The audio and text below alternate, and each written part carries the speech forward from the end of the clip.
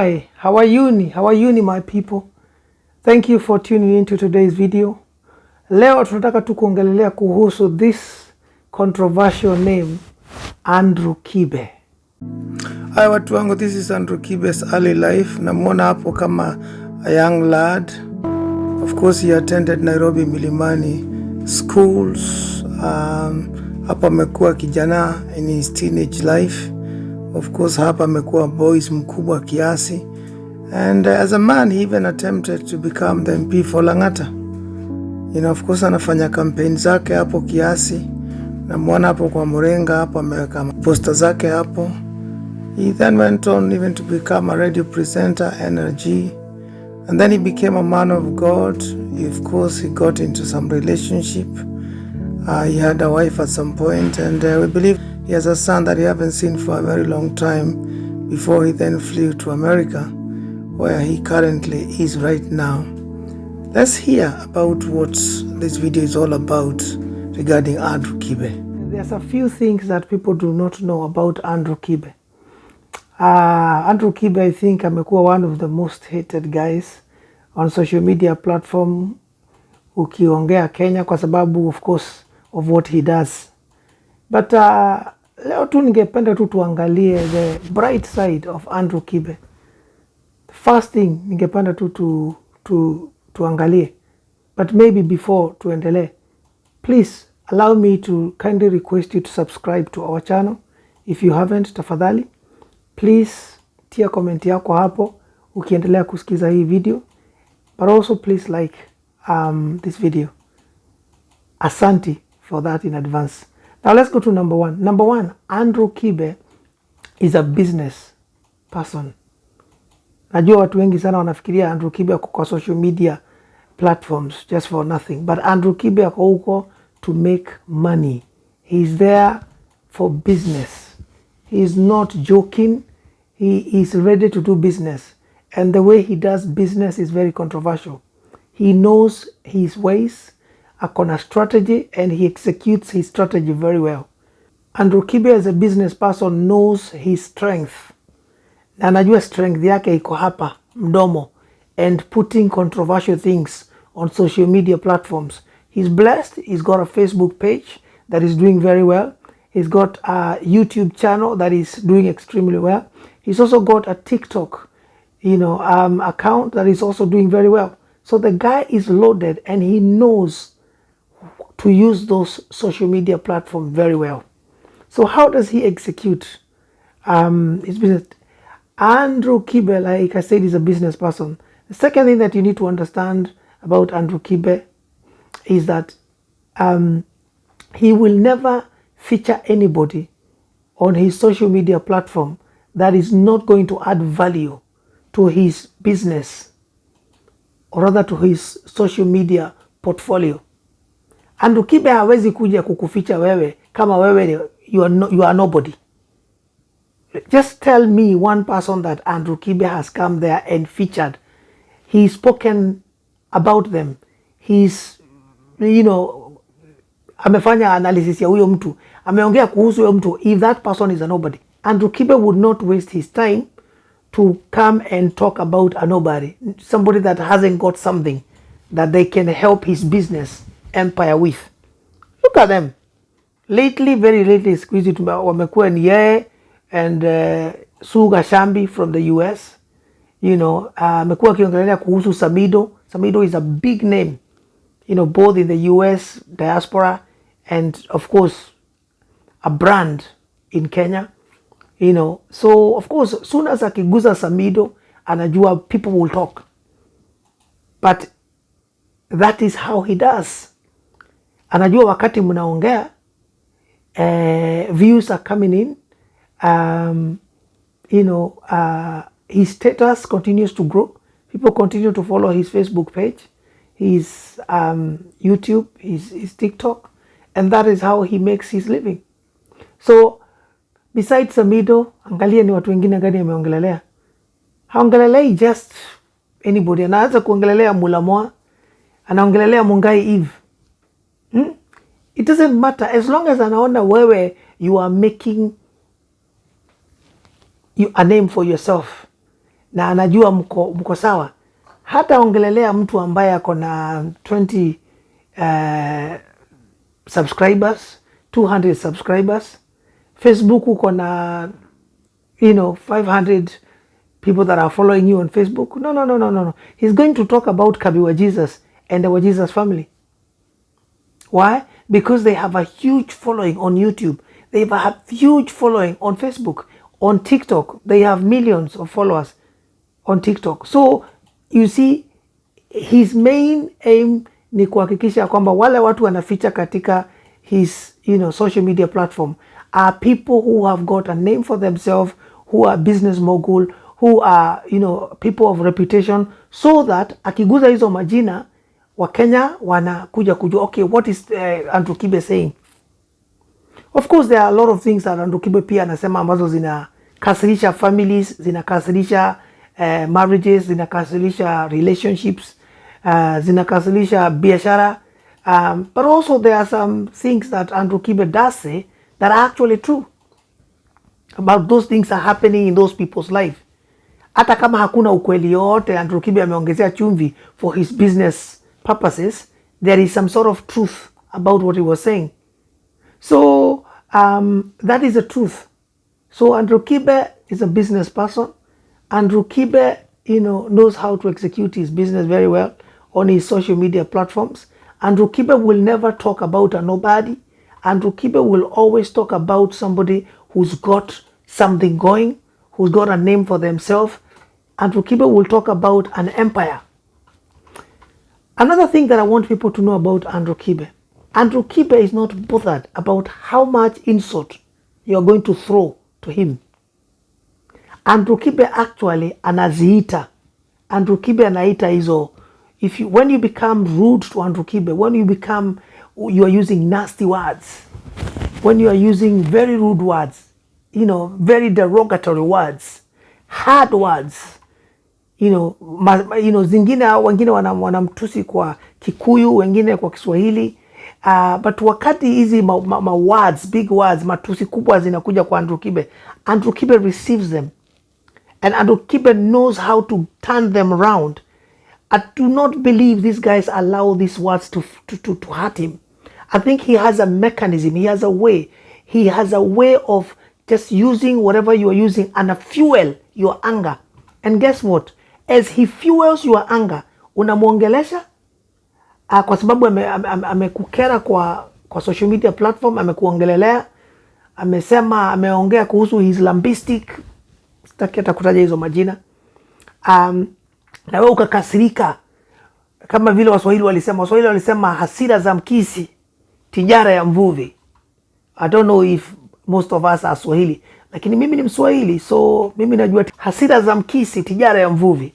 Mnanielewa? Mnanipata ndugu zanguni? So wakati mkisi ni samaki, a certain type of fish, and uanga inakasirika sana, ikikasirika ikiona mvuvi akijaribu kuikamata, inakasirika, inakuwa na anger, inajaribu kuattack, but on the process of attacking it is actually nicked, inaingia kwa hook, inakasirika, inasema hii nyama umeweka kwa hii nitairarua, why are you trying to mess about with me? But inasahau ya kwamba katika ile hook kuna ile it's very sharp, and on the process of kujaribu kwenda imekasirika, inataka kuchukua ile nyama ikule haraka na ikimbie, but wakati inaenda kula ile nyama inakuwa locked, inakuwa hooked and inashikwa.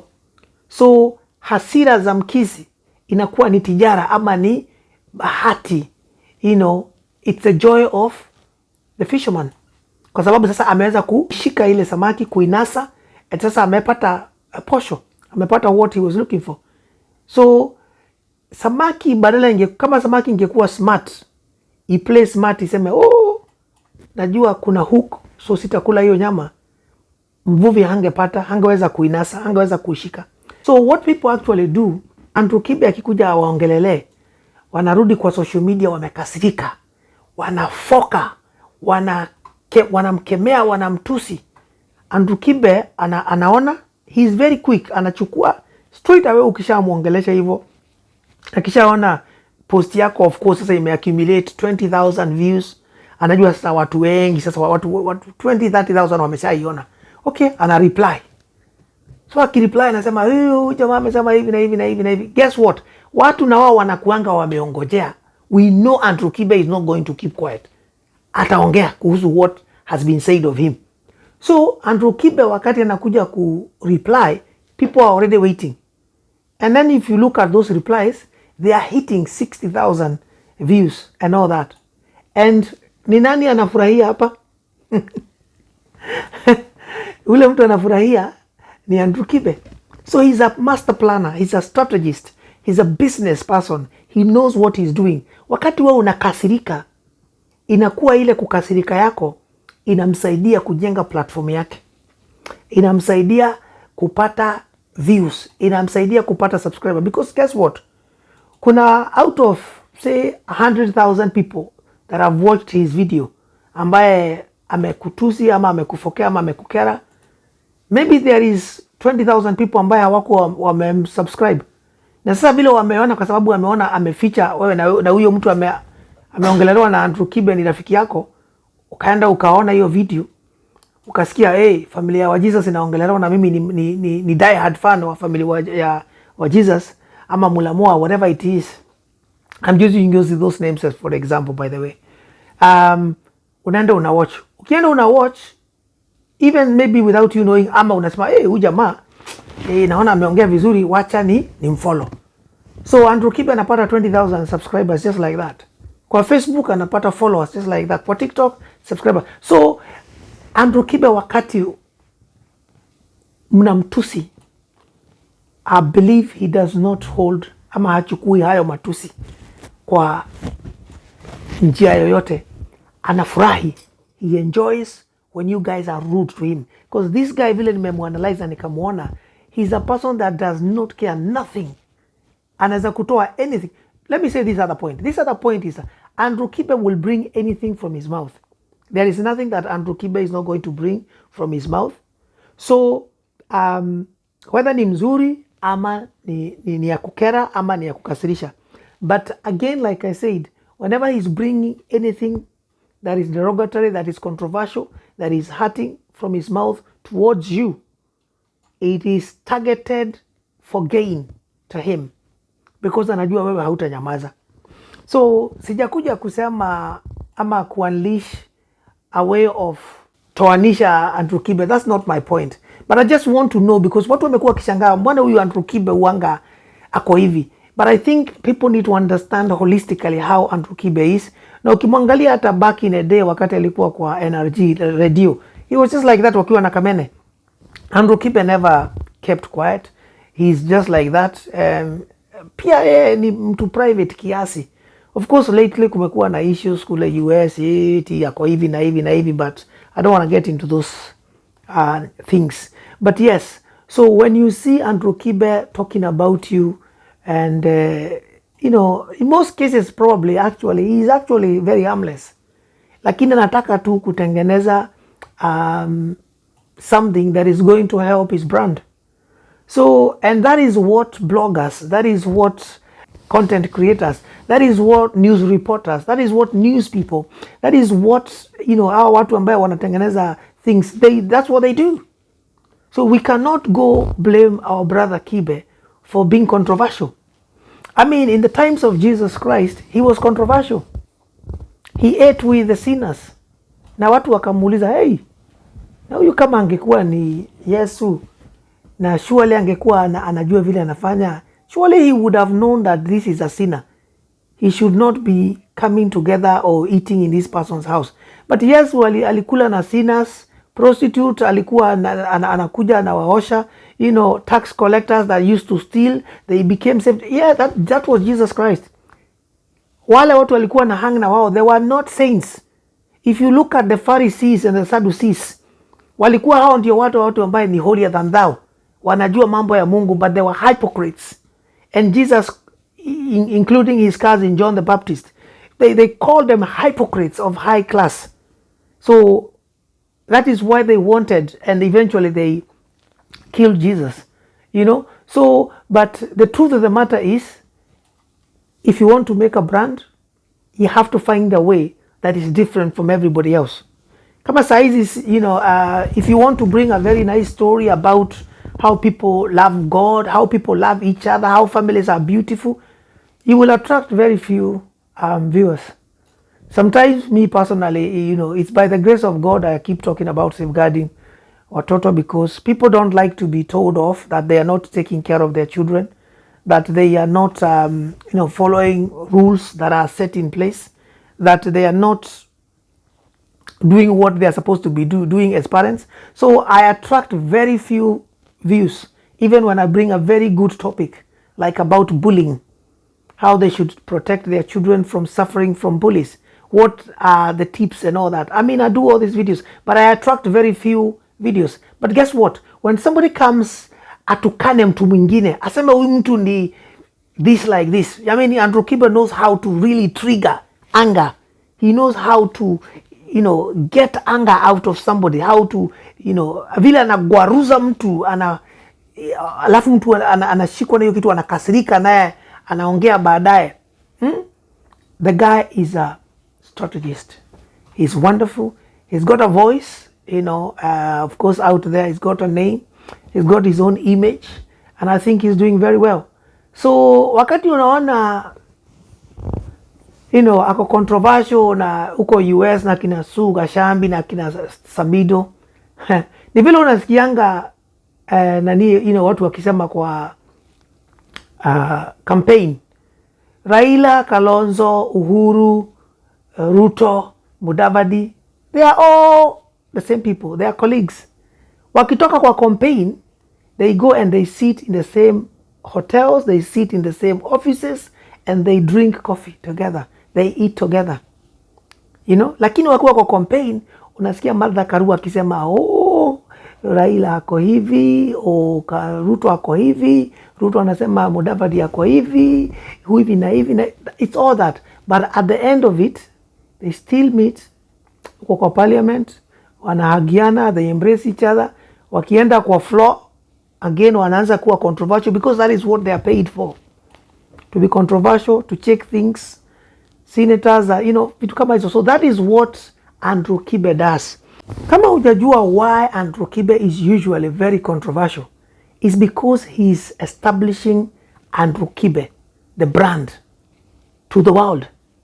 Sifikiria Andrew Kibe tu anangependa tu kutoka siku moja akuje aanze tu kutokana watu ovyo ovyo, akasirisha watu ovyo ovyo. Nobody does that. But he knows, if I try to be nice, I'm not going to attract anybody. I'm not going to attract any views. I'm not going to get anybody make comments. But ukiangalia videos of Andrew Kibe, they will have 1,000, 5,000, comments. And when people are commenting on your content, that's very good. Lakini ukiongea kitu ambaye ni ya kawaida, nobody wants it. So my people, that is why Andrew Kibe is controversial. And I think he's doing a very good job at that. Of course, I'm not condoning that he should be rude or ruin people's life, relationship, marriages, and families. But I think it's a way of making and sorting his own brand. So yeah, iko hivyo watu wangu. So kama ulikuwa umemchukia Andrew Kibe kwa sababu ulikuwa unafikiria ameshikwa ni wazimu, no, that is what Andrew Kibe is definitely be. But this is my perception. I don't know what you people do. If you think otherwise, please tia comment yako hapo. Tuambie wewe unaona Andrew Kibe amepagawa ama nini, ama anapenda tu kutusi watu, ama Andrew Kibe aliokoka last week. Just tell us. But that is the way I see Andrew Kibe as. For me, I definitely, I know he's a business person. Na kama angekuwa anafaidika, I think to understand a couple of weeks, he bought a brand new Mercedes, a 4x4, a big one. How angekuwa anaweza kununua gari kama hiyo kama hangekuwa anapata pesa? Definitely, he's a business person. And he knows how to execute his business very well. Guys, asanteni sana. Please, naomba you subscribe to our channel. Please tia comment yako hapa.